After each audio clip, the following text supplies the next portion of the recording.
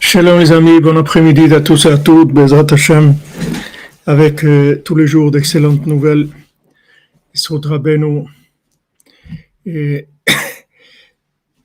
par le mérite de tous ces efforts qui sont faits à Chatzot, que malheureusement dans un corps, on n'est pas capable de ressentir l'effet, mais l'effet de l'étude de Rabbeinu, l'effet de Chatzot, ce sont des choses qui dépassent l'entendement humain, qui sont des Baruch Hashem, Ashrenu Matov Chelkenu. Alors, Bezrat Hashem, on fait le coup pour la révoie Shlema de Suzanne Bat Simon, Mesaouda Bat Zeora, Adélie Bat Céline, Étienne Ben Céline, Michael Ben Myriam, Huguette Aïcha Bat Fortuné Mazal, Shmuel Shlomo Ben Betty, Julie Journeau, Dvorah Myriam Bat Corina Yala, Ruth Alexandra Esther Chaya Bat Luna Patricia, Rachmim Ben Ruth, Eliaou Moshe Ben Tzipora, Eden Bat Tzipora, Yohan Bat Tzipora, Levana Bat Tzipora, Tzipora Bat Chana Kamra, Yosef Ben Sarah, Nechama Donadoli Bat Myriam, Yohan Shalom Yosef Ben Mazal Fortuné Francine, Sylvie Shilbia Bat Myriam, Amram Levi Yitzhak Ben Sarah. C'est pour la Refoua Shlema et toutes les Yeshuot aussi. Pour Esther Bat Fatma, Mesod Ben Mazal Tov, Michel Mazouz Ben Marcel Rerissa, Ilana Elise Genoun Bat Jacqueline, Claude Moshe Ben Richme, Frida Bat Esther, David Raphaël Cohen Ben Sarah. Pour l'élévation de l'âme de Shirel Aboukrat, Simi Bat Esther, Michel Ritz Ben Francine, Kemal Sirbegovic Ben Amounika, Bizarka Kal Bat Sarah, Yozan Faler, Menachem Yecheskel, Chaim Ben Suzanne, Eliahu Ben Sarah Juliette, Ida Bat Chaya, Yaakov Ben Mesodan, Mesaoud Israël Shukroun. Pour des Banim Zecharim Shel Kayama, pour Dan Ben Rosan Ben Amou et son épouse, Bezrat Hashem.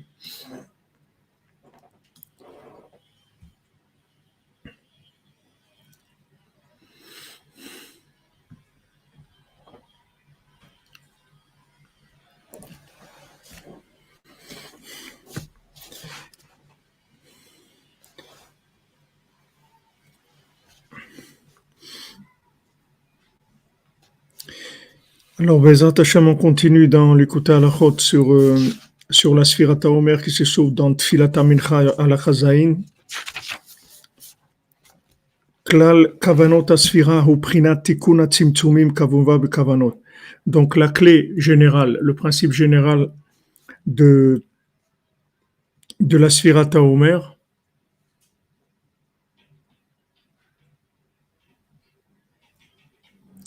c'est le Tikkun de Tzimtzumim Kavunva Bekavanot, comme c'est écrit dans la Kabbalah. David Elbaz, ce que tu sens, c'est les signes, c'est les signes de la réussite. C'est les signes de la Géoula, c'est comme ça que ça marche. Baruch Hashem. Comme tu dis, principal, c'est de ne pas lâcher. Parce qu'il y a une préparation à faire, il faut se préparer et réparer les tzimtzumim sur plusieurs angles, c'est-à-dire réparer les contractions, c'est-à-dire réparer les approches, les façons de vivre les choses.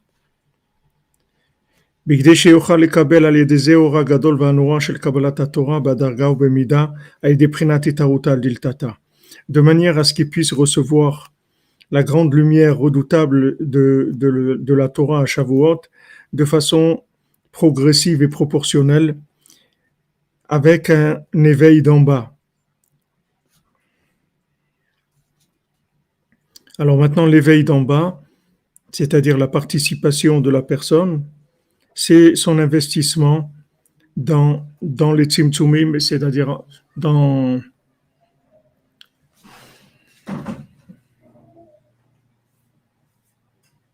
Amen, amen, la Dolce Vita pour vous aussi, que des bonnes nouvelles. Tu as dans Facebook, Shion, il y a là les à bout. On est à bout. On est à bout.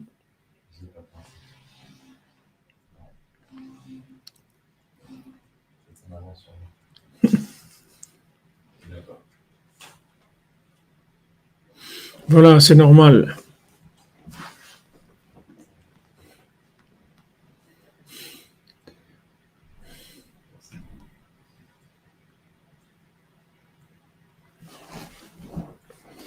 Alors, l'éveil d'en bas, en fait, qu'est-ce qui s'appelle éveil d'en bas? C'est réparer les, les outils de mesure, réparer les récipients, c'est-à-dire la façon de recevoir les choses, la façon de gérer la lumière, si vous voulez. Puisque maintenant, le résultat, le résultat de positif ou négatif de la réception de la lumière, en fait, elle va dépendre de la façon dont on va recevoir la lumière. C'est-à-dire que si maintenant on a des récipients qui sont en place, des récipients qui sont comme il faut, alors on va recevoir la lumière, ça va être une bénédiction, c'est-à-dire ça va donner une véritable avance, une progression, une joie, un bonheur, un rapprochement d'Hachem. Si maintenant les récipients, ils sont pas optimisés, c'est-à-dire ils sont pas comme il faut, quand on reçoit la lumière, alors on, on, on transforme automatiquement la lumière. C'est pas nous qui transformons, c'est la façon de recevoir. Si vous venez avec un récipient qui est petit ou qui a une forme qui est déformée ou qui a qui a un trou, alors ce que vous mettez dedans, ça va automatiquement prendre la forme du récipient. C'est pour ça, ce que tu dis, David Elbaz, tu vois rien, etc. On est tous à la même enseigne parce que quelqu'un qui vienne se convertir ou quelqu'un qui veut se rapprocher d'Hachem, la première chose qu'on lui dit, c'est qu'on lui dit non. C'est-à-dire, on lui dit non et on le repousse. Mais quand on le repousse, c'est pas pour lui dire qu'on veut pas de lui. C'est pas qu'on lui dit qu'on veut pas de lui. Oh là là, il y en a là. Tu arrives à nettoyer, Shimon, ou pas?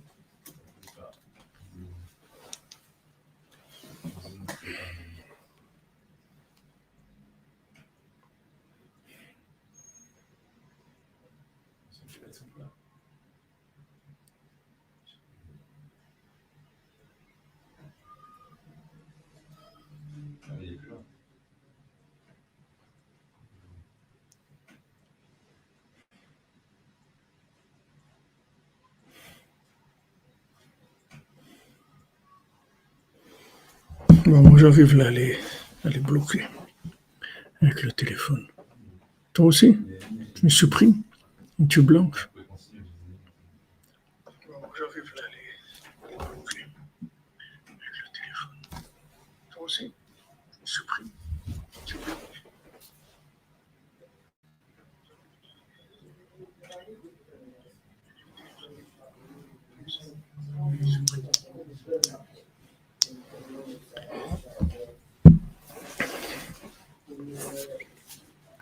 Donc, Rabbeinu dit que quelqu'un qui veut se rapprocher, alors on lui montre de l'aidrachakut, c'est-à-dire on lui montre de l'éloignement, c'est-à-dire on l'éloigne en fait, on lui montre que qu'il est loin, on essaye de l'éloigner, c'est-à-dire de lui montrer un éloignement. Mais cette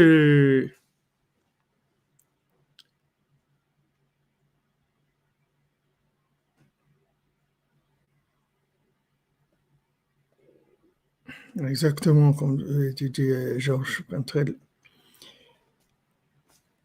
C'est-à-dire, c'est la méthode. C'est pas que, il faut pas croire qu'on veut pas de lui. C'est pas qu'on veut pas de nous. On veut de nous. Seulement, on veut nous donner une bénédiction. On veut que ça soit une bénédiction. Après, on va venir se plaindre. Ouais, ça marche pas. Les trucs, ça va pas. À venir tous les jours. Ça marche pas. Les freins, ils marchent pas. Le truc fait du bruit. Le truc qui sale. Commencer à se plaindre.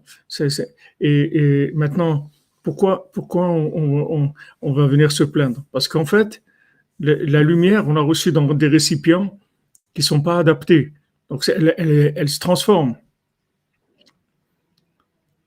pour la réussite de Karim Ben Malika, Bezat Hashem, Sabrina, Vesot Rabbeinu. Donc le fait qu'on dit non, c'est-à-dire quand Naomi a dit non à Ruth, elle dit mais qu'est-ce que tu vas faire avec moi, tu vas aller où, etc. Il n'y a rien. Des fois, c'est la personne elle-même qu'on remet en question, on lui dit mais non, c'est pas pour toi, tu vois pas que c'est difficile, etc. Ou bien des fois, on parle sur la chose, on parle sur la personne, on lui dit que la chose qu'elle veut, c'est pas terrible et tout, pourquoi elle va, Naomi, elle a rien à lui donner, qu'est-ce que tu vas faire avec moi, qu'est-ce que tu veux que je te donne maintenant, j'ai plus d'enfants, j'ai plus de mari, j'ai plus de place de parnassage, j'ai rien du tout, qu'est-ce que tu veux que je te donne? Et Ruth, elle s'accroche. Amen, amen, Sabrina, merci, je vous remercie. Vous sentez que ça bouge justement aujourd'hui. Il m'a envoyé des vidéos du Mishkan où ils sont en plein travaux, ils sont en train de terminer, Bezat Hashem, le chauffage et les installations sanitaires, etc. dans le 4e étage, Bezat Hashem. Ils préparent. Exactement, Jean-Luc Terrier. Exactement. C'est-à-dire que c'est une période de vouloir. C'est-à-dire qu'en fait, plus le vouloir il va être fort, et plus la lumière elle va venir en bénédiction. Plus le vouloir il va être fort. Et ce vouloir, il se déclenche en général par le fait qu'on nous dit non.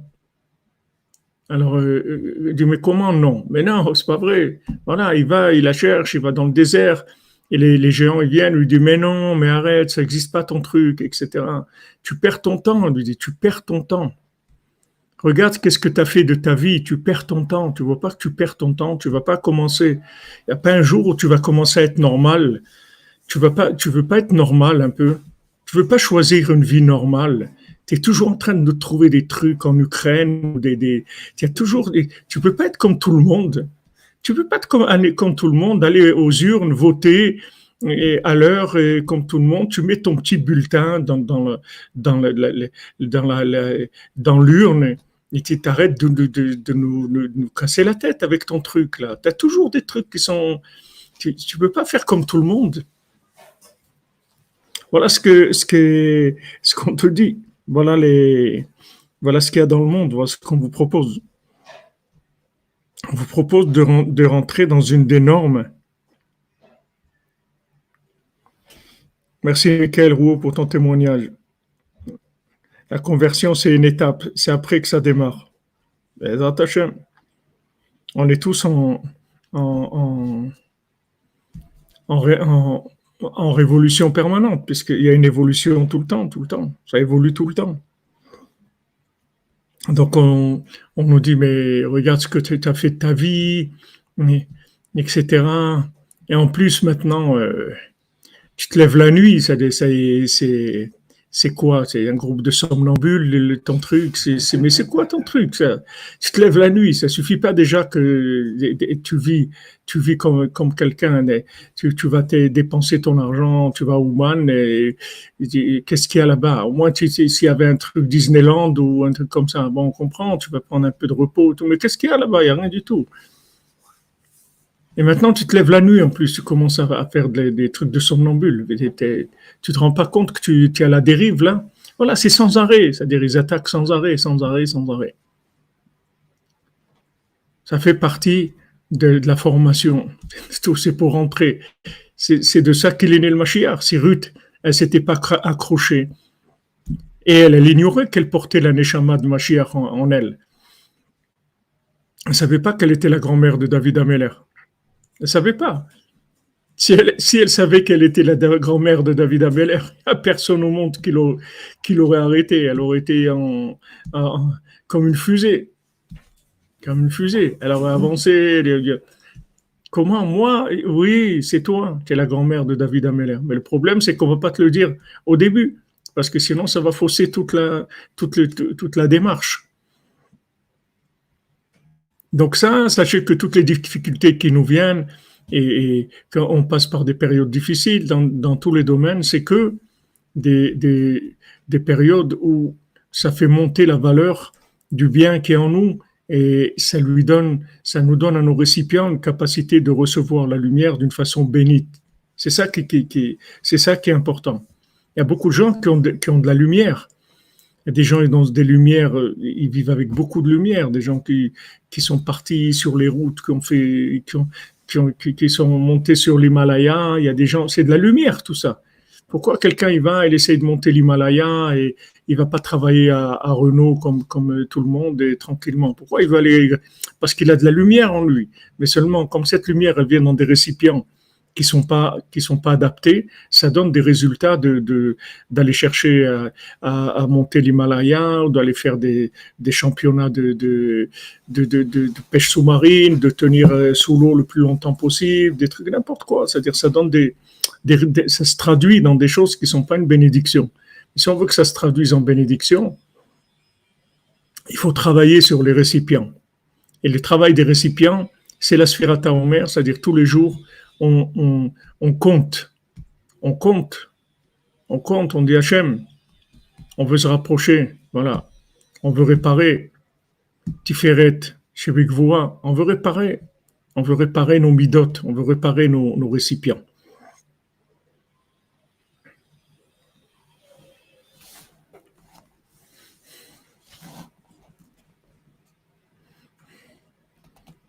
Vous voyez, quand vous dites Baki Bertso, Baki Beshov, mais il faut savoir que des gens, ils sont dans le chauve aujourd'hui. C'est la plus grande. Pour les clous du 5e étage du Mishkan. Ah, Bezat Hashem. Bezat Hashem. Aaron, Hashem, il te bénisse. Chai, toujours là. Baruch Hashem. Asherenu matov chelkenu. על כן סוברים הימים לא אומר שהוא בחינת מנחה של שעורים, בחינת כלליות הצמצומים כידוע. Donc maintenant on compte les jours du Homer que c'est mincha shel seorim, c'est-à-dire c'est un korban, une offrande de seorim, c'est-à-dire qu'on emmène c'est quoi seorim déjà chez moi? Le sang, l'avoine. C'est du sang. Seorim, Homer seorim, le son, l'avoine. Plus de parnassa pour donner plus de parnassa pour donner plus encore. Amen, amen, Dan, Razak. J'ai vu ton ami cette nuit, il est venu au Shiur. Un des amis avec qui vous veniez quand vous étiez à la Yeshiva. L'orge, voilà. Exactement, l'orge. L'orge, Razak, Michael Roux. Alors, on amène cette offrande d'orge. Et cette offrande d'orge, en fait, elle inclut tous les tzimtzumim. Tous les tzimtzumim. Il y a une offrande qui est une offrande d'orge, qui est une offrande de quelqu'un qui est pauvre. Et elle inclut, en fait, tous les tzimtzumim.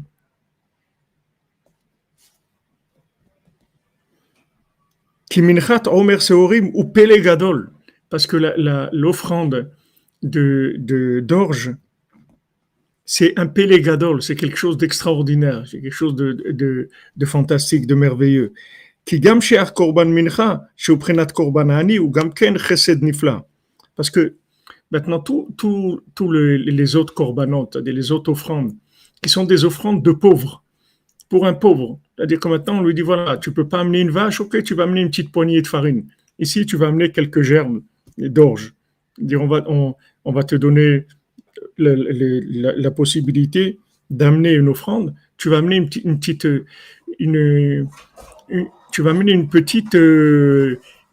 gerbe d'orge. Ça c'est un pélé, parce que normalement tu dois amener une vache, tu veux montrer que tu veux, alors amène du sérieux, amène quelque chose de sérieux. Non, il amène une petite poignée de farine, mais normalement une petite poignée de farine, ça ne va pas servir à... Qu'est-ce que tu veux qu'on fasse avec une petite poignée de farine?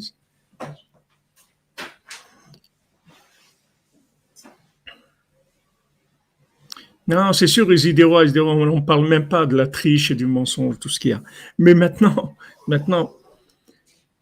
on te dit, voilà, ok, tu viens, tu visites un hôtel, tu veux une chambre 5 étoiles, tu dis, non, non, mais moi, je veux pas une chambre 5 étoiles, je veux une suite. Vous avez des suites? Tu dis, oui, on a des suites. Voilà le prix, c'est ça. Alors, on dit, mais alors, il dit, voilà, mais moi, en fait, j'ai 10 centimes, 10 centimes d'euros. Ça peut aller, 10 centimes d'euros. Maintenant, si quelqu'un, il fait ça, soit on va appeler le SAMU, soit on va appeler la police, soit on va c'est un chien de garde, on va appeler un chien de garde, on va le mettre dehors, c'est tout. Qu'est-ce que tu viens maintenant avec une petite poignée de farine? C'est quoi, en fait? Mais il dit que ça, c'est metaken tous les tzimtzumim. C'est-à-dire maintenant tu veux réparer tous tes récipients, tous les récipients, les 49 récipients de toutes les midotes pour arriver à Matan Torah. C'est quoi la réparation?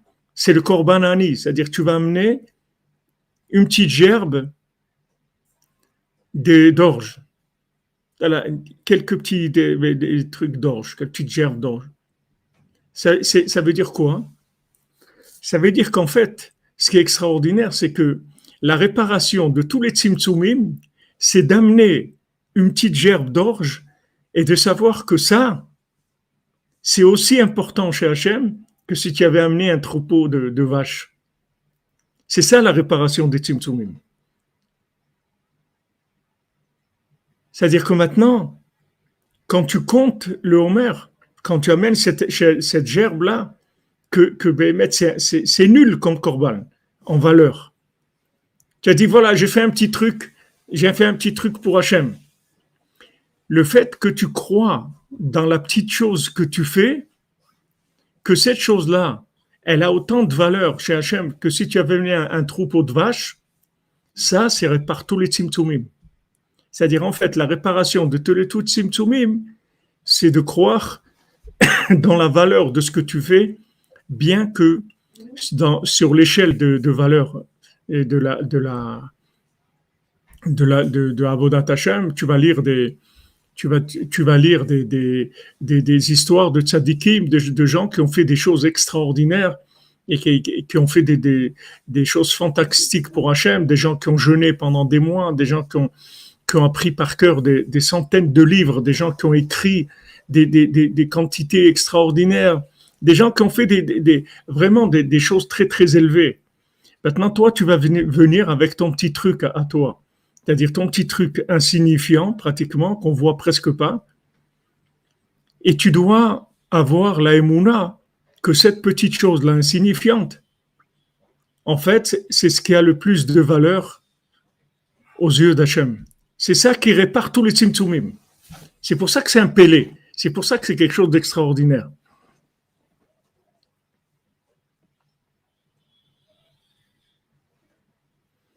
Vous comprenez? Comment on amène la poignée d'orge de nos temps? C'est de compter le Homer. C'est-à-dire on compte tous les jours. Et quand on compte, il faut savoir en même temps que on donne, comme c'est écrit dans les Sfarim, on donne une valeur à chaque jour. On donne une valeur à la personne et on valorise la moindre des actions qui a l'air la plus insignifiante. Ça a l'air insignifiant. Mais l'amour d'Hachem qu'il a pour nous, il est tellement grand que cette chose-là, qui a l'air insignifiante à nos yeux et aux yeux du monde, en fait, c'est une des choses qui a le plus grande valeur au monde. Ça, c'est la réparation de tous les tzimtzumim. En fait, la réparation des récipients, c'est la valorisation des actions qui ont l'air les plus insignifiantes aux yeux du monde et qu'aux yeux d'Hachem, c'est le korban du Hani, c'est l'offrande du pauvre qui vient adoucir toute la rigueur du monde.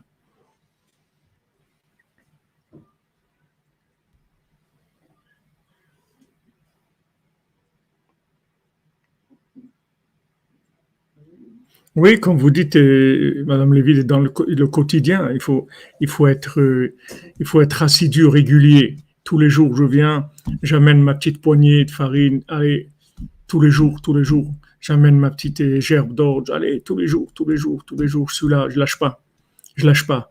Cette petite chose, elle a une valeur énorme. Comme le Harizal, il a dit à Rabbi Chaim Vital, il a dit aujourd'hui, avec une petite action, on peut devenir grand comme Rabbi Akiva. Une petite action. Ça, c'est à l'époque du Harizal. Maintenant, si vous prenez dans l'échelle,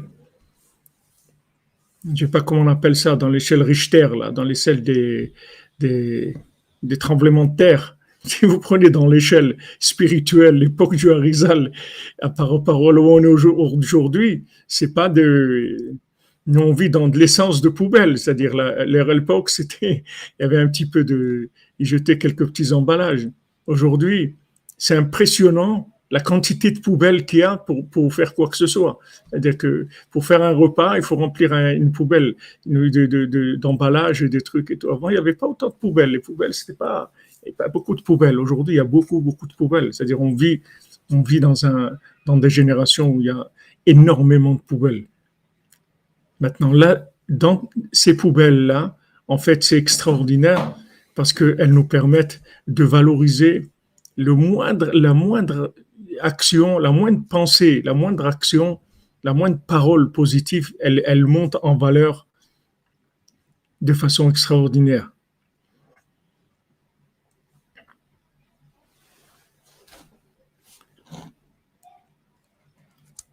Aujourd'hui, on est dans la sphira numéro 10, on est dans la sphira de Tiferet Shebekvura. Voilà le Pélé, voilà ce qu'est un Pélé de Sphirata Omer. Un Pélé. Tu dis où tu vas? Je vais vers Matan Torah, vers la plus grande lumière du monde. Toute la lumière qu'il y a eu le soir de Pessah, les mochines de Gadlout qu'on dit, cet esprit énorme qui s'est révélé, c'est Hachem qui s'est révélé avec des miracles, tout ça. Voilà, on va vers ça pour Shavuot, mais on va le recevoir dans des récipients. Donc ça va rentrer complètement dans quelque chose de normalisé. Ça va se vivre de façon normale, mais ça va être quelque chose d'extraordinaire. Maintenant, qu'est-ce qu'on fait comme préparation? On amène des petites gerbes d'orge. C'est un pélé. Normalement, on dit voilà, tu veux arriver à ça, alors il faut que tu fasses des efforts. Hein. On n'y arrive pas comme ça hein, dans la vie. Il faut faire beaucoup d'efforts et il faut y aller. Hein. Il faut faire des regards de ce qu'ils ont fait avant et ils ont fait beaucoup de choses, etc. Donc, si tu veux arriver, il faut que tu fasses des choses qui sont importantes. Non, le pélé, c'est que cette petite chose que tu vas faire, elle va déclencher une telle miséricorde d'Hachem. Comme un.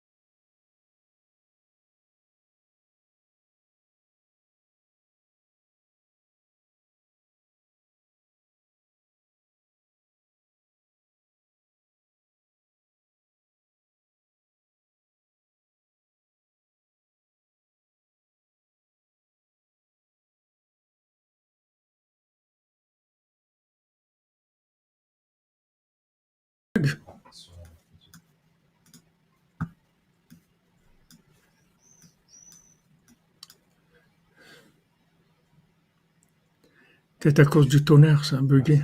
C'est bon, c'est revenu? Bon, le micro, c'est bon, je vois. Ok. Est-ce que le Rachidou de ce dalle, est-ce que c'est le Lev Mishbar, c'est-à-dire qu'il sait qu'il n'est pas à la hauteur et que malgré tout il amène le Corban, ou bien c'est au contraire, c'est qu'il n'en a rien à faire, il ne se préoccupe pas du tout, comme le Tam qui était joyeux, il est joyeux et que Non, c'est pas Lev Nishbar. Le Lev Nishbar, c'est le résultat de la constatation qu'il est pauvre. Mais la pauvreté, c'est une véritable pauvreté. C'est-à-dire que le gars, il fait des bêtises. Il n'arrive pas à faire tchouva. Il est tordu. C'est une véritable pauvreté. Il a des problèmes. Il n'arrive pas à faire tchouva. Il veut arranger. Il a dit, il faut pas que tu t'énerves. Et il s'énerve. Il dit, il faut pas ça. Il dit, ça y est, aujourd'hui, c'est fini. J'ai décidé, plus jamais, truc et tout. Et une heure après, il recommence. C'est-à-dire, c'est un vrai pauvre. C'est pas que maintenant il a l'Ev Nishbar. Le Lev Nishbar, c'est il peut avoir parce qu'il voit qu'il est pauvre. Mais il est pauvre, c'est-à-dire vraiment pauvre. Il amène une petite, qu'est-ce qu'il peut faire? Il dit, voilà, moi, comme Rabbeinu, il dit, voilà, moi, en fait, qu'est-ce que je fais? C'est que quand je mange du porc, ça coule pas dans ma barbe. J'ai honte. Je mange pas, moi, jamais je mange du porc devant des gens. Me cache. Ça s'appelle de la pauvreté. La dracha qui dit que c'est comme s'il avait apporté son âme. Ouais. Est-ce que donc la chashivut toute particulière de ce pauvre qui amène le korban, c'est comme s'il avait apporté son âme, donc mieux que n'importe qui d'autre? Est-ce que ça vient du fait de quelle démarche? Est-ce que ça vient du fait qu'il a conscience de sa pauvreté et que malgré tout il l'amène et qu'il en ressent une certaine, que c'est chaviv aux yeux d'Hachem, cette constatation de sa médiocrité, ou bien peut-être que la démarche qu'il faut avoir, c'est au contraire de ne pas du tout se préoccuper et d'être comme le Tam qui à la moindre petite chose de bien qu'il faisait, eh bien, il a été extrêmement heureux. Non, d'après, il faut les deux. C'est-à-dire, d'un côté, on fait un constat on fait un constat que vraiment, c'est pas terrible, c'est-à-dire au point de vue comportement, etc. Mais d'un autre côté, on a une joie extraordinaire de pouvoir faire quelque chose de positif. Mais en fait, qu'est-ce que ça fait aux yeux d'Hachem? C'est comme si quelqu'un, maintenant il va se présenter aux Jeux Olympiques, mais il a été éliminé déjà avant l'inscription. Il a reçu une lettre avant de venir. On lui a dit, monsieur, on a vu votre dossier. On est désolé, mais vous pouvez pas, dans l'état où vous êtes, vous pouvez pas vous présenter. Et il arrive avec son maillot numéro 148, ses chaussettes, ses trucs.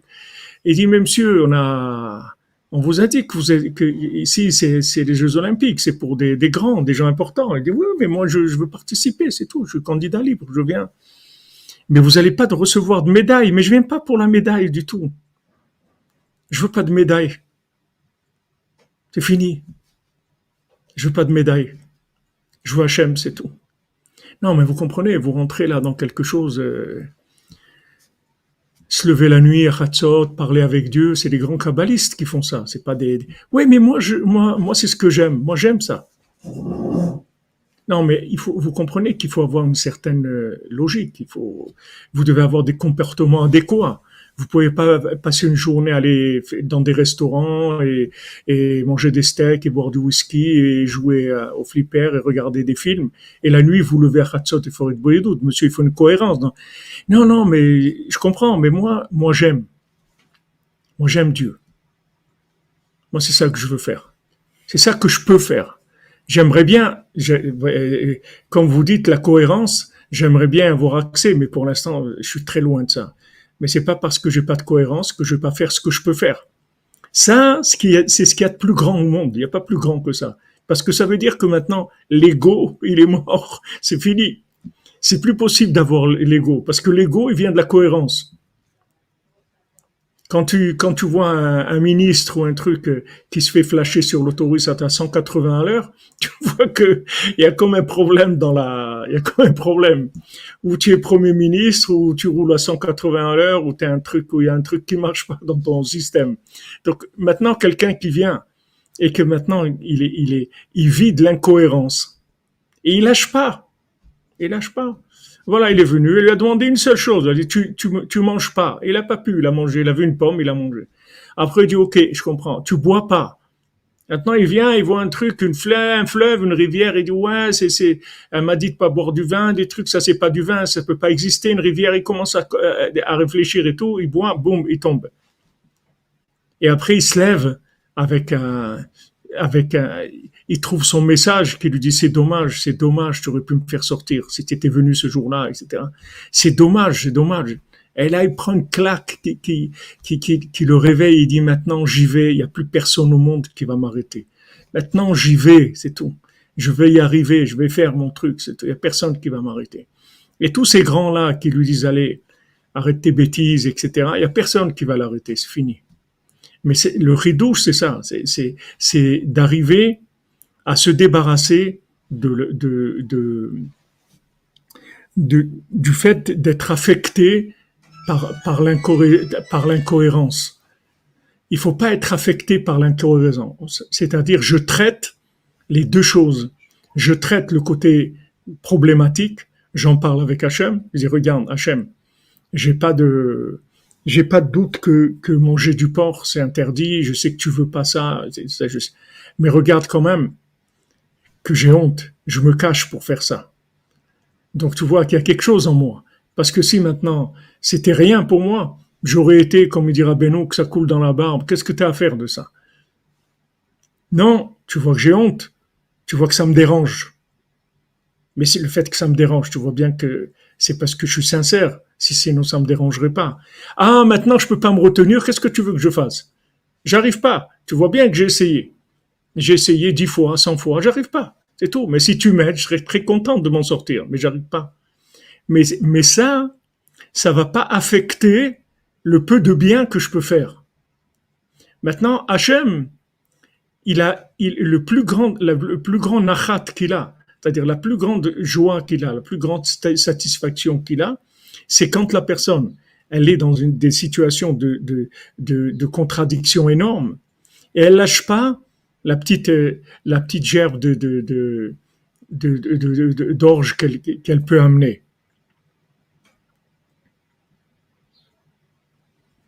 Voilà, exactement. Déculpabiliser la mort de l'ego en même temps. Parce que ça y est, tu sais que maintenant, tu as reçu la lettre recommandée, tu ne participeras pas aux Jeux Olympiques. Tu n'auras pas ton nom dans le truc. C'est terminé. Et dit, malgré ça, je viens. Je vais courir avec eux. Non, mais monsieur, vous comprenez pas qu'il y a des épreuves éliminatoires. Qu'avant d'arriver à faire le marathon, il faut avoir fait déjà des petites courses où vous avez gagné quelque chose. Mais vous avez jamais couru. Vous faites de la trottinette, c'est tout. Mais on peut pas faire les Jeux Olympiques. Non, il dit, mais ça fait rien, je cours avec eux, c'est tout. Mais on vous donnera rien. Sachez que vous serez jamais récompensé, c'est pas grave. Pas grave. Wow, ça, c'est ce qu'il aime le plus, Hachem, c'est ça. Il n'y a pas quelque chose qui donne satisfaction à Hachem plus que ça. C'est le gratuit. Le gars, c'est gratuit. C'est gratuit. Il vient, il participe gratuit. C'est tout. Rien. Qu'est-ce que tu veux? Rien. David Ameller, qu'est-ce que tu veux? Rien. Je veux rien. Il n'y a pas quelque chose. Je veux rien du tout. Donne-moi le mérite de pouvoir chanter pour toi, c'est tout. Je veux rien. Éliminer. Avant l'inscription, éliminer déjà. Ok. Voilà, c'est ça le corban du pauvre. C'est ça un pauvre. Un pauvre, c'est quelqu'un qui a des comportements de pauvre. Il faut pas que les comportements, c'est pas que maintenant, Chas v'Shalom, il faut se complaire dans le mal. Il n'y a pas à se complaire. Ça me dérange. Mais il faut pas que ce côté-là, il puisse porter atteinte à la petite gerbe d'orge que je vais amener. Parce que maintenant, lui, Amalek, il vient avec ça. Il te dit, regarde, mais t'es nul, tu fais des trucs, tu fais des trucs à côté, tu fais de la destruction, tu fais des choses terribles, tu as un comportement terrible. Tu fais des bêtises. Maintenant, tu viens amener une petite gerbe d'orge. Et tu crois qu'avec ta petite gerbe d'orge, tu vas t'en sortir. Eh ben, il te dit que cette petite gerbe d'orge, elle répare tous les tzimtzumim, toutes les midot, tous les 49 sphirotes, tu les répares avec ça. Avec cette attitude-là. L'attitude du pauvre. Écoutez les amis, je suis pauvre, j'ai été éliminé avant l'inscription, mais je suis là. Mais non, mais tu fais quoi là? Ben, je suis là, c'est tout, pour être là. Parce que je kiffe, parce que j'aime Hachem, c'est tout. Vous n'allez pas m'empêcher d'aimer Hachem parce que j'ai pas été retenu pour les Jeux Olympiques. J'aime Hachem, c'est tout. Non, mais il faut que ça, quand même, on voit chez toi un changement. Comme il disait le Breslever, il dit voilà, tu as été, tu as été en Eretz Israël et il y avait un Breslever d'Ouman, il était en Eretz Israël. Alors ils lui ont dit, Eretz Israël, c'est Rabbeinu, il dit, c'est le pays de Erechapaim, ça donne de la patience et tout. Toi, tu es revenu avec des nerfs, tu as les mêmes nerfs qu'avant, on voit pas. Alors il leur a dit, malheur à vous, si j'avais pas été en Eretz Israël, ça aurait été sûrement pire que ça. C'est-à-dire, ils ont voulu lui démonter son truc, lui dire, voilà, tu étais en Israël, normalement, quand tu prends un remède, Eretz Israël, c'est le remède de la colère. Donc, tu dois revenir beaucoup plus calme et tout. Mais on voit que toi, t'es resté pareil. Tu as autant de colère qu'avant. Il dit, mais vous avez rien compris. Il faut soyez content, remercier Hachem que j'ai été en Eretz Israël, parce que j'aurais été pire si j'avais pas été en Eretz Israël. C'est-à-dire, le gars, il se laisse pas démonter. Il se laisse pas démonter. Vous comprenez? Il se laisse pas démonter. Ce qu'il a fait, c'est bien. Ah, maintenant, on voit pas les résultats. Je m'en fous de ça. Je suis pas venu pour des résultats. Je suis là, c'est tout. Je suis présent. Voilà, Az, comme vous dites, je me présente avec mes pantoufles à trois coins et ils savent pas, eux, ils ont des Adidas, des super Adidas avec des crampons, des trucs et tout. Et moi, je viens avec des savates à trois coins et je vais courir le marathon. Voilà. Et ils vont se moquer de moi parce qu'ils vont dire, mais attends, un peu quand même d'intégrité, un peu de logique dans ta façon d'être. Alors tu vas à Ouman, ok, tu as été, je sais pas combien de fois Rosh Hashanah à Ouman, tu fais Tikkun Klali, tu vas au mikveh, tu fais la Simra, tu fais Bodedut, tu fais Hatzot, tu fais des choses quand même qui sont des choses, des comportements de grands tzadikim. Et à côté, tu as des comportements vraiment de gens de très bas niveau. Alors tu veux quoi? Tu veux que au nom de mes défauts, je détruise mes qualités? C'est ça que tu veux? Tu veux que parce que j'ai des défauts, alors ce que je peux faire, je le fasse pas? Eh ben non, c'est faux. Je vais faire ce que je peux. Et je vais amener ces petites gerbes d'orge, je vais les amener. Voilà ce que je peux faire. Je peux pas amener ni un mouton, ni un oiseau, ni une vache, ni un troupeau, ni rien du tout. C'est-à-dire, ce que je devais amener, ce que je dois amener, c'est des troupeaux de vaches jusqu'à l'infini que je devrais amener. Et maintenant, je peux rien amener. Je peux amener des petites gerbes d'orge.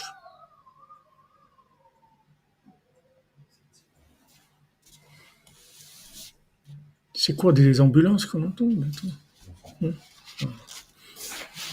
Vous comprenez, c'est ça le Pélé. C'est ça qui dit que c'est un Pélé. C'est un Pélé. Est-ce que normalement, tu dis que tu viens avec quelque chose de pratiquement nul, et cette chose-là, elle répare toutes les sphirotes, tous les tzimtzumim. C'est-à-dire que si maintenant tu vas avec cette façon de vivre, en fait, la lumière d'Hachem, elle ne te fera que du bien. Tu recevras la lumière en bénédiction, comme le cordonnier reçoit tout ce qu'il reçoit d'Hachem. Mais c'est super, mais bien sûr, mais c'est extraordinaire. Voilà, le roi est à convoquer, mais je viens tout de suite, mais c'est sûr, j'arrive, mais j'y vais. Mais attends, mais regarde, tu n'as pas une question, qu'est-ce que le roi, il a affaire d'un taré comme toi? Parce que c'est un taré, il fait des chaussures à trois coins. Il sait pas faire des chaussures. Son métier, il le connaît pas. Il peut même pas, il peut pas même pas venir à une exposition, ouvrir un magasin ou un truc. Il vend à des gens qui sont aussi. Il faut qu'il trouve des gens qui sont un peu bancals. Sinon, comment il va vendre des chaussures à trois coins? Quelqu'un de normal, il achète pas des chaussures à trois coins. Donc, il arrive quand même à trouver des clients. Il vend quand même ses chaussures à un prix où il gagne un petit peu. Et maintenant, le roi, il l'envoie chercher. Il dit, j'arrive. J'arrive, ouais, super et tout. Mais t'es fou. Le roi, il veut te voir et tout, mais tu sais pas ce qui peut se passer. Tu te rends compte, le roi, il veut te voir quelqu'un comme toi de nul. Tu crois que ça peut être vrai, ça? Et qui est-ce qui a, on voit, qui est-ce qui a cette attitude-là? Celui qui est au top, le Chacham, qui est vraiment un génie, qui a passé tous ses examens en quelques mois, qui est devenu plus grand que le professeur qui lui a enseigné, dans tout, dans orfèvre et couturier et médecin et philosophe. Il a tout pour lui. Et c'est lui qui a la réaction. Mais qu'est-ce que le roi il veut de moi? Qu'est-ce qu'il a à faire avec moi? Tu vois que lui, en fait, tout ce qu'il a construit dans sa vie, c'est pour l'ego. Donc maintenant, quand le roi il convoque, il dit attends, je vais avoir un concurrent là. Là, j'ai un concurrent. Je peux me rentrer en concurrence avec le roi. Donc, je préfère vivre ma vie à moi. Et doucement, doucement, son raisonnement, ça l'amène à ce que le roi n'existe pas. Et il commence à se moquer. Il dit, regarde celui-là, viens, tu vas voir. Il demande à un soldat, il dit, qui est-ce qui te paye? Ben, c'est le roi. Il dit, tu l'as déjà vu le roi? Il dit, non, je l'ai jamais vu. Il dit, regarde cette blague-là. Il dit que c'est le roi qui le paye, et alors qu'il a jamais vu le roi. Et voilà, il commence à se moquer de tout le monde. Pourquoi il fait tout ça? Parce qu'il a de l'orgueil, parce qu'il a de l'ego. Donc maintenant, pour lui, il est d'accord de servir Hachem si il a un niveau où il est reconnu comme quelqu'un de grand. Donc il vient et s'assoit à côté d'Hachem, mais il a une place. Il a une place parce qu'il est quelqu'un de réussi, de grand. Voilà, il a réussi, il est arrivé dans ça. On voit que lui, il arrive à de l'hérésie totale avec son raisonnement. Et l'autre qui part en étant nul, vraiment, il a rien pour plaire, il a rien. Il est pauvre matériellement, intellectuellement, il est vraiment pauvre. Mentalement, il est pauvre. Matériellement, il est pauvre. Il a rien. Il a un seul vêtement. Il a une fourrure qu'il partage avec sa femme. Des fois, c'est lui qui la met. Des fois, c'est elle qui la met. Il est vraiment dans un état catastrophique. Et lui, il va devenir gouverneur sur tous les gouverneurs. Et l'autre, il va finir dans les sables mouvants avec des démons. Donc, vous voyez que c'est des chemins qui sont complètement opposés. Alors, Rabbeinu dit, c'est un pélé. C'est un pélé, c'est quelque chose d'extraordinaire que tu viens avec ton petite offrande qui est nulle. C'est-à-dire, on la voit même pas. C'est quelque chose de vraiment nul. C'est même pas qui est-ce qui mange de l'orge. C'est des animaux. Avant, les gens ne mangeaient pas l'orge. Aujourd'hui, vous avez l'orge perlée, l'orge des trucs, mais c'est du manger d'animal. Avant, les êtres humains, ils mangeaient pas ça. À l'époque du Talmud et tout, les gens, ils mangeaient pas de l'orge. C'était de la nourriture animale. Voilà ce qu'il amène, un petit truc de nourriture animale. Et avec ça, il répare tous les tzimtzumim, c'est-à-dire toutes les midot. C'est-à-dire qu'il va avoir une Kabbalat Torah extraordinaire. Donc, quand Rabbeinu te dit, En shum yush ba'olam klal, quand Rabbeinu te dit le désespoir n'existe pas, c'est que Rabbeinu, il connaît le fonctionnement. Il sait comment ça marche exactement. Rabbeinu, il est en haut, il est en bas et il est en haut aussi. C'est-à-dire, il sait exactement comment ça marche. Il dit, ne rentre pas dans la logique. Ne rentre pas dans le jeu de Haman Amalek. Fais attention. Parce que c'est pas comme ça que ça fonctionne. On veut se moquer de toi. On veut t'empêcher de réussir ta vie. Tu pourrais écrire un livre, la réussite d'un éclaté. Tu veux écrire la réussite d'un éclaté. Pourquoi il est éclaté? Parce qu'il a des contradictions en lui énormes. Rabbeinu il dit, ne laisse pas, comme il dit à Rabbi Nathan, ne laisse pas ta katnout cacher ta gadlout. Fais attention. Ne laisse pas tes défauts détruire tes qualités. Ah, maintenant, c'est une petite qualité de rien du tout. Ben, cette petite qualité de rien du tout, en fait, c'est la plus grande qualité qui existe. La plus grande qualité qui existe, c'est que maintenant, malgré un constat d'échec réel dans la logique, je continue avec un vouloir du niveau des plus grands, des plus grands sportifs, des gens, des plus grands qui sont arrivés. J'ai ce niveau de vouloir avec des résultats qui sont pratiquement nuls, qui sont même pas enregistrables dans un système normal.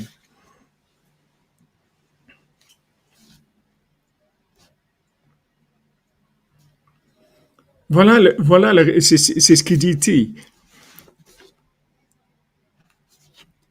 Shedaika korban ani sheba bedale dalut kolkar. Précisément un korban, une offrande d'un pauvre qui vient de d'aller dalut, c'est-à-dire de la pauvreté, c'est-à-dire c'est un super, c'est je sais pas, à notre époque ils appelaient ça la zone, les zonards, Et pas aujourd'hui, ça existe encore. Mais à mon époque, quand j'étais étudiant à Toulouse, c'était la zone. Les gens, la zone, c'était les gens, ils étaient là, c'était que demander à celui-là une cigarette, demander à ça un truc, demander à la truc, essayer de dormir dans les parcs, dans les trucs. La zone, c'est les gens, ils étaient complètement dehors du système, complètement dehors. Alors, la personne, elle est d'aller d'alout, c'est-à-dire la pauvreté de la pauvreté. Et il dit que la principale de la pauvreté, c'est la pauvreté mentale du date, c'est-à-dire il n'a pas de date, c'est des fous. La pauvreté mentale, c'est qu'il est fou. Qu'est-ce que c'est un fou? C'est quelqu'un qui a des comportements contradictoires. C'est ça un fou. Dire, mais attends, il faut quand même que tu sois un petit peu cohérent. La norme, c'est la cohérence. La folie, c'est l'incohérence. C'est ça la folie. C'est-à-dire qu'en même temps, il est comme ça, et en même temps, il est comme ça. Il est complètement incohérent. C'est ça la pauvreté mentale, c'est-à-dire la folie. Afal piken, yekara minchato vachaviva kolkar etzel Hashem itbarach, mais elle est, son korban, c'est-à-dire l'offrande qu'il a même, elle est tellement aimée par Hashem. Il est tellement cette offrande-là. Mais Kolshken Omer Seorim Shumachal Behema. Voilà, il le dit ici. Rabbi Nathan, à plus forte raison. Déjà, quand quelqu'un, il amène une petite poignée de farine, ça reste une nourriture humaine. Mais là, il amène de l'orge, c'est de la nourriture animale. C'est-à-dire que vraiment, le gars, il a une tête d'animal. C'est-à-dire, dans sa tête, il a une tête d'un animal. C'est-à-dire, il n'a pas un cerveau humain. C'est un animal. C'est-à-dire, Avrel, quand est-ce qu'on mange? C'est-à-dire, il cherche que à gratter tout ce qu'il peut gratter dans le monde, de plaisir, de trucs, c'est tout. Il a une tête complètement animale. Animal, il peut brouter, il a fini là, il va ailleurs, mais il cherche que ça. Il a la tête vers le sol et il regarde qu'est-ce qu'il peut manger, c'est tout. C'est la même chose. Le gars, il les cherche sans arrêt, qu'est-ce qu'il peut gratter dans ce monde, comme plaisir, comme truc, il est vraiment complètement animal. C'est-à-dire il est au summum de la pauvreté, de la misère mentale. Et de là-bas, de là-bas, de cet endroit-là, il doit amener une mitra seorim. Merci Yoni, mon ami. Merci Yoni, bon retour. J'espère que vous êtes bien entrés par le mérite de Rabbeinu, le shalom dans le monde, shalom dans les cœurs. Amen, amen. Voilà, la zone 148, comme dit Michael Roux.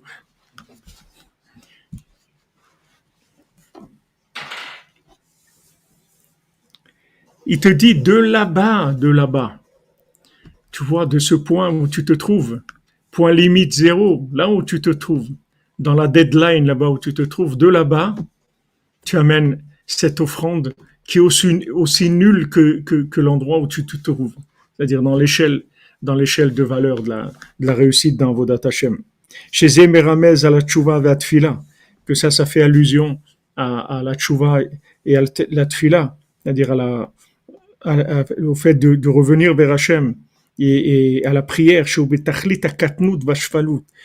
que à Shiflut, c'est-à-dire que maintenant tu arrives à une tchouva qui est nulle on même pas la classer. Quelqu'un il dit ouais, j'ai fait tchouva, j'ai fait tchouva, moi ça y est, j'ai décidé, ça y est, maintenant j'ai fait tchouva. Ouais, alors raconte qu'est-ce que tu fais? Ben voilà, moi maintenant quand je mange du porc, ben je me cache, hein. Je fais attention. Je fais attention, c'est fini. Le porc au restaurant, en terrasse, c'est fini pour moi. Ça, c'est fini, plus jamais. Hein. Le porc en terrasse, c'est honteux quand même de faire comme ça des choses qui sont contre la volonté de Dieu, de le faire en terrasse, c'est honteux. Donc maintenant, j'ai décidé, ça y est, je fais tchouva, je mange le porc en cachette et voilà. Et le Shabbat, ben voilà, c'est fini, je fume plus dehors. Quand je fume, je me cache dans la salle de bain, je fume une cigarette. C'est fini, je fais tchouva. Et si tu dis ça à quelqu'un, il va se moquer de toi, il va te frapper. Tu dis, c'est quoi cette tchouva là? C'est une tchouva de malade mental, c'est une tchouva de fou. C'est pas une tchouva de quelqu'un de normal. C'est une tchouva de fou. Et tu dis, voilà ce qu'il aime, Hachem. Voilà, c'est ça qu'Hachem il aime.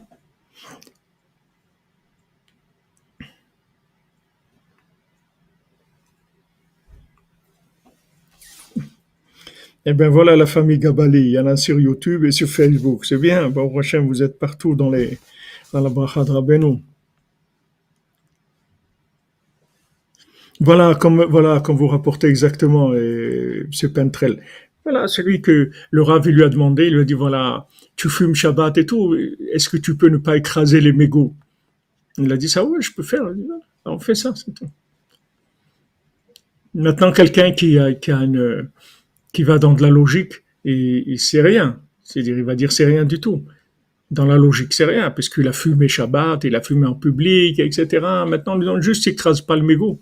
Ça n'a rien, mais les tzadikim, ils savent comment la personne, elle revient. C'est en fait, ce qui compte, c'est la réhabilitation de la personne. C'est la réinsertion morale, mentale de la personne. C'est ça qui compte. Que si la personne, elle arrive à se réhabiliter, à se réinsérer moralement, à savoir qu'elle a une valeur extraordinaire aux yeux d'Hachem, dans son incohérence et dans sa petitesse, justement parce qu'elle lâche pas. Et même celui-là qui cherchait la princesse, il a mangé, et après, il a bu, et il a fait tout ce qu'il fallait pas faire. Il a fait aussi ce qu'il fallait faire, puisque pendant 1 an, il s'est langui. Donc il a dit, je veux la faire sortir. Parce que s'il n'y avait pas ça, il n'y a rien. Elle lui a dit, si tu veux pas, tu peux pas me faire sortir. Et il a montré qu'il veut. Seulement, dès qu'il y a une épreuve, même la plus petite qui soit, il tombe. Il tombe. Il y avait quelqu'un comme ça, Ouman, il venait sur le kever de Rabbeinu à l'époque de Rabban Ben Nachman. Il venait et Mamash, il pleurait et demandait à Hachem de l'enlever, de le prendre du monde. Parce qu'il disait, je fais que des bêtises tous les jours, je fais que des bêtises, j'arrive pas à m'arrêter, etc. Je fais que des bêtises, sans arrêt, sans arrêt. Il pleurait et tout. Alors il a demandé un conseil à un Breslever, il lui a dit, regarde, parce qu'il avait été chez beaucoup de tzadikim et tout, et rien, il changeait pas le gars. Des années et des années, il était le même. Alors un Breslever qui lui a donné un conseil, il lui a dit, regarde, quand tu dors, avant de dormir, fais du Likutei Moharan. Endors-toi dans la lecture du Likutei Moharan. Et il a commencé à faire ça. Et il est venu quelque temps après, il a dit à ce Breslever, il a dit, j'ai guéri. Le conseil que tu m'as donné m'a sorti de là où j'étais. Mais il était dans une addiction grave, des années, jusqu'à arriver à prier pour mourir, tellement il voulait arrêter l'hémorragie, comme on dit. Arrête le massacre, comme on dit. Il faut arrêter le massacre. Non, tu peux t'en sortir.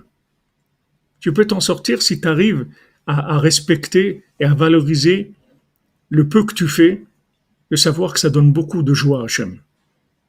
Que Hachem, il aime énormément cette attitude-là. Hachem, autant Rabbi Nathan, il dit qu'il n'y a rien qui donne autant de colère à Hachem que quelqu'un qui fait yiouch. Il n'y a pas pire que ça.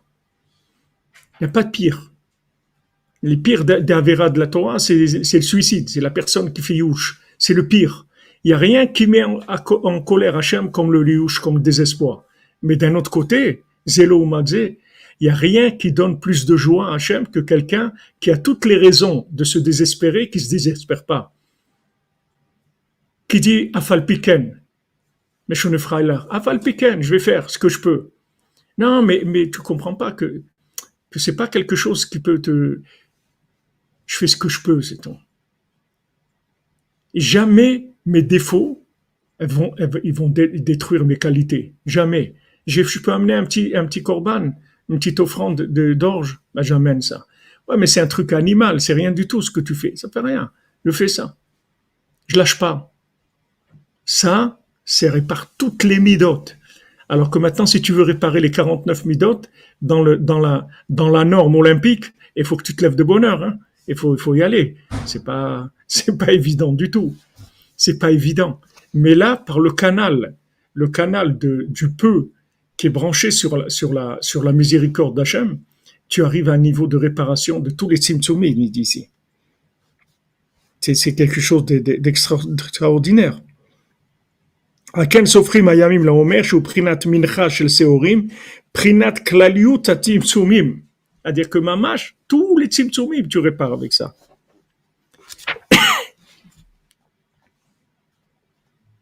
C'est-à-dire que la personne, elle se trouve dans une pauvreté mentale qui est au summum. Et de là-bas, dans cette pauvreté mentale qui se trouve au top de la folie, de là-bas, il amène une offrande d'orge à Hachem. Voilà, il fait sa prière sa tchouva, elle est dans un niveau de petitesse énorme. Tachlit, c'est-à-dire mamash, Tachlit, il n'arrive même pas à sortir un mot de la prière, il regarde les lettres comme ça, il saute, il n'arrive même pas à faire rien, tout ce qu'il fait c'est nul. C'est ça, le début, c'est comme ça qu'on commence à se rapprocher d'Hachem. C'est ça le rapprochement d'Hachem.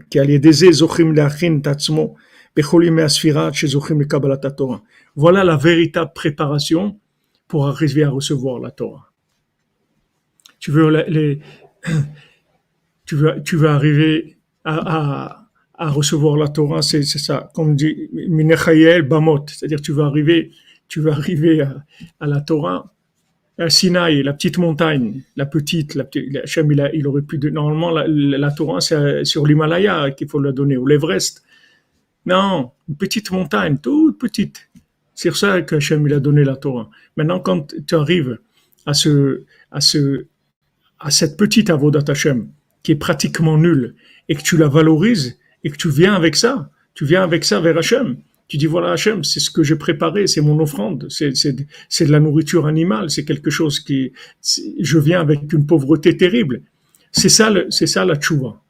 C'est ça la vraie tchouva. C'est ça qui arrange tout. Tous les accès ils passent par là. Tant que quelqu'un il n'est pas capable de vivre une tchouva comme ça, il peut pas faire tchouva. Parce que la tchouva, ça vient pas en présentant les diplômes et les médailles d'or. C'est pas ça. La tchouva, c'est pas voilà, Hachem, j'ai réussi, j'ai fait ça. Non. Hachem, il veut voir si maintenant, dans la plus grande pauvreté mentale, la plus grande folie, la plus grande contradiction qu'il peut y avoir, tu vas rester attaché à lui là-bas et tu vas faire ce que tu peux pour lui faire plaisir. Ou tu vas te retenir une petite chose.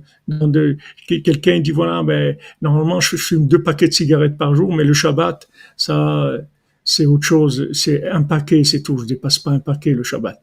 Ça c'est l'autre paquet, c'est l'offrande pour Hachem, c'est mon Shabbat. Mais Hachem il aime ça. C'est ça qui lui prouve que tu es attaché à lui. Si maintenant tu dis moi, ou j'arrête de fumer, ou je fais pas Shabbat, ça veut dire que c'est toi que tu veux construire. Tu cherches la médaille d'or, c'est ça que tu cherches.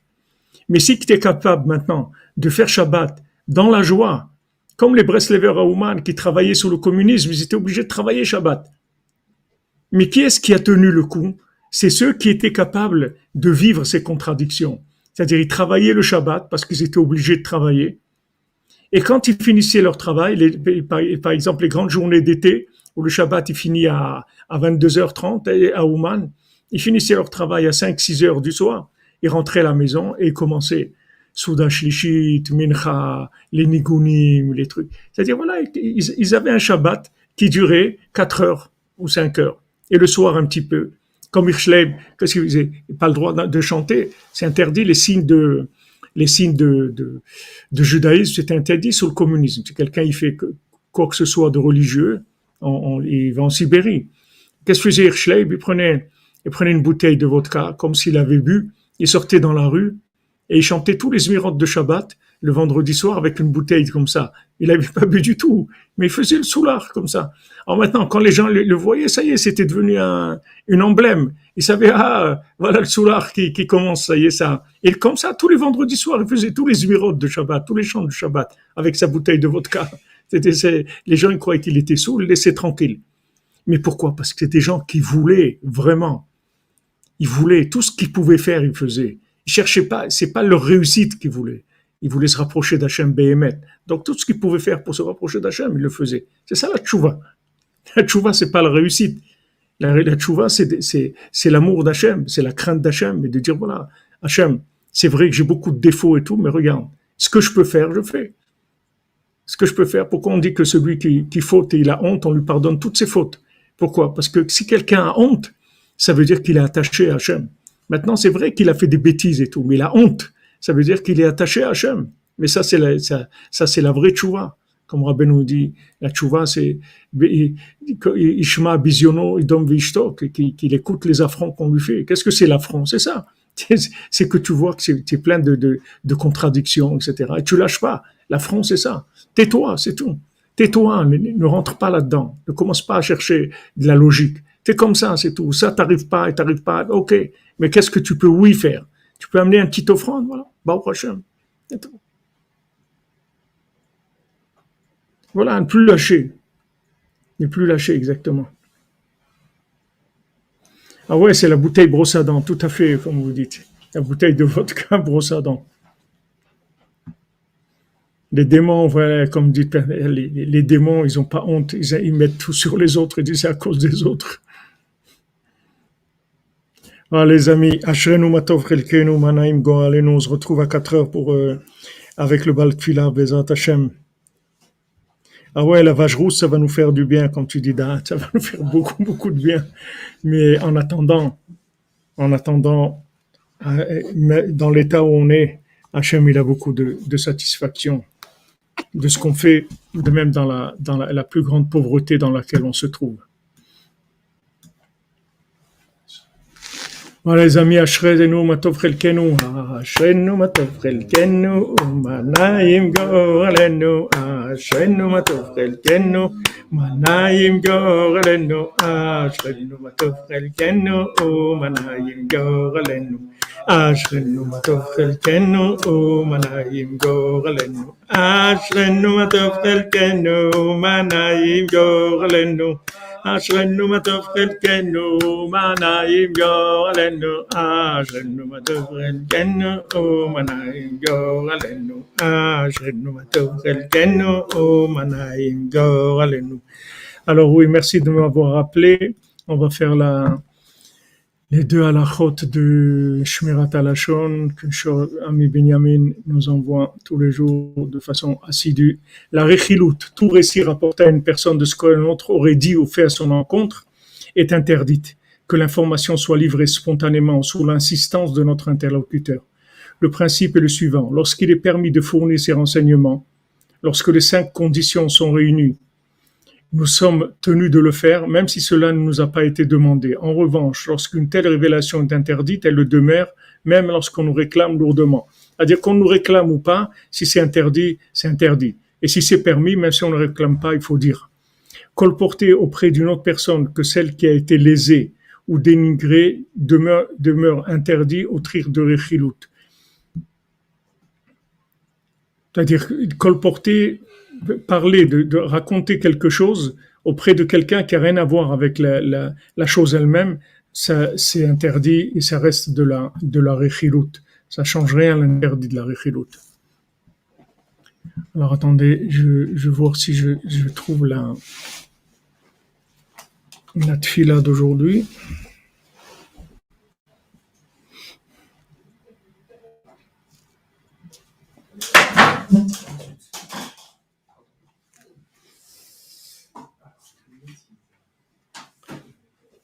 Tfila de Rabbi Nathan.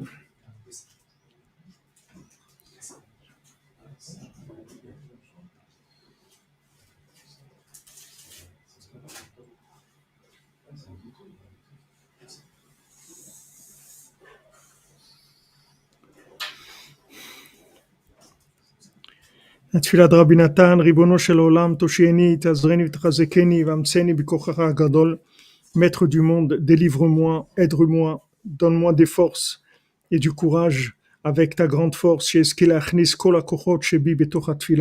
je puisse rentrer toutes les forces que j'ai dans la prière, et que je puisse faire ma prière devant toi tout le temps avec beaucoup d'énergie. Que je puisse annuler avec cette force que je mets dans la prière toutes les pensées d'orgueil et toutes les attitudes de fausses grâces, toutes les pensées étrangères du monde, qu'ils n'aient pas du tout le pouvoir de troubler ma prière. רק אזכה לגרשם ולסלקם, que je puisse les chasser, les faire disparaître, les batlam לגמרי, les annuler complètement, mais עליי, de moi, מעל גבולי, et de ce qui est autour de moi. שלא יוכלו לעלות על דעתי כלל, que ces pensées, elles puissent pas du tout s'approcher de ma pensée, באופן שתהיה תפילתי זכה ונכונה רצויה ומקובלת לפניך, de manière à ce que ma pensée soit toujours pure, claire et voulue, que ma prière, elle soit toujours claire, pure et voulue et reçue par toi, Bezrat Hashem. Voilà, ça c'est l'écouter Tfila de Rabbi Nathan dans la deuxième partie, la Tfila Mem Gimel, 43. Merci pour le rappel. Bonne journée. On se retrouve à 4 heures, les amis. Que des bonnes nouvelles. Merci à Stéphane Brasi pour cette nouvelle version qu'il a envoyée du Tikkun HaKlali.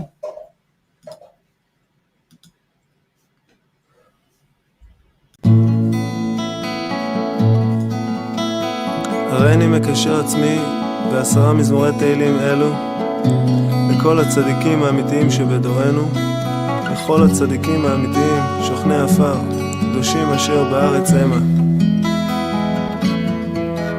ובפרט לרבנו הקדוש, צדיק יסוד עולם, נחל נובע, מקור חוכמה, רבנו נחמן בן פייגה, זכותו יגן עלינו ועל כל ישראל, אמן.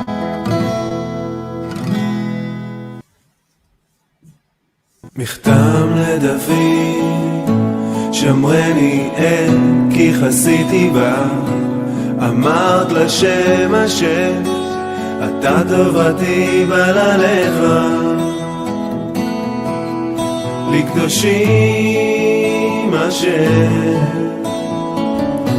בארץ המה, ועד יראי כל חפצי בה.